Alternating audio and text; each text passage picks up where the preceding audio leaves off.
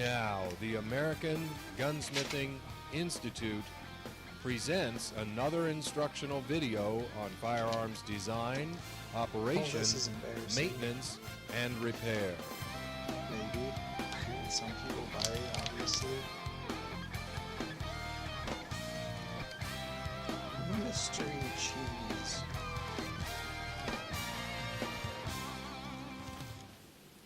Welcome to the honors course on the AR-15.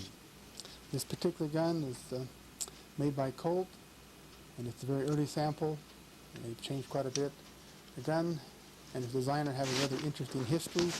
The gun was designed by Eugene Stoner while they worked for Armalite Corporation, which was a division of the Fairchild Aircraft Industries. And he worked on this gun, I think, quite a while, and made several versions, and he went on after that to design several more different firearms. The gun uses a system designed by a Swede, I think, in the 30s, called the Jungmann system. The basic gas system then is the Jungmann system. The other parts of it are variations of a lot of other common guns. Gone through quite an evolution. In fact, this gun came out in .308 and belt-fed versions and straighter versions and more crooked versions. Finally, Fairchild, I think, got tired of Armalite and started selling off the things that they're making, like the Armalite AR-7 and this AR-15, which they sold to Colt. And Colt sold it to the military and has made 8 or 10 of them at least, maybe millions, I don't know. After Eugene Stoner finished more or less perfecting the AR-15, he went on to design several other guns, a .22 automatic and a lightweight 12-gauge automatic shotgun that no one could shoot because it kicked so hard. It didn't weigh much, but it really kicked.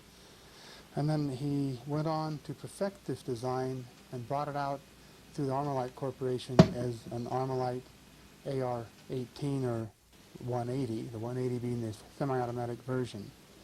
I have an example of it here.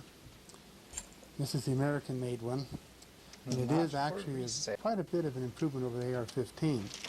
It has a few disadvantages, but there's lots of advantages to it. This gun was made by 3 countries, here in the United States, then in Japan, and then in England by Sterling, and then went out of production altogether. Now, once Armalite stopped production on the AR-180, they pretty well decided to stop production on everything, and so the Armalite Corporation as such kind of went away. Colt went on with this gun because they bought the rights to it, went on with this gun to make many, many variations. This, as I said before, is a very early version, has no forward assist, has a triangular handguard split on each side, right and left, has a different kind of a sling swivel than is current, and does not have a chrome-plated bore or inside of the bolt carrier is not chrome-plated. Here we have a later version, heavy barrel.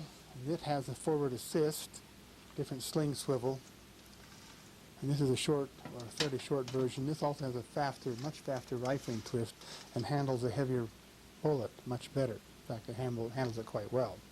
You'll also notice the difference in the handguard, and this particular one is round, and the 2 halves come off top and bottom, which is an advantage. They're also the same, so that if you break one half, you don't have to buy a whole, you can put on another half.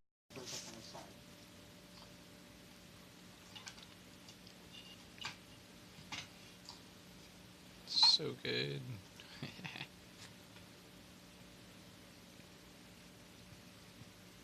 Okay, here we have the hammer and trigger assembly built up on the outside of the gun. Nice. The bolt carrier will be setting like this. And it's given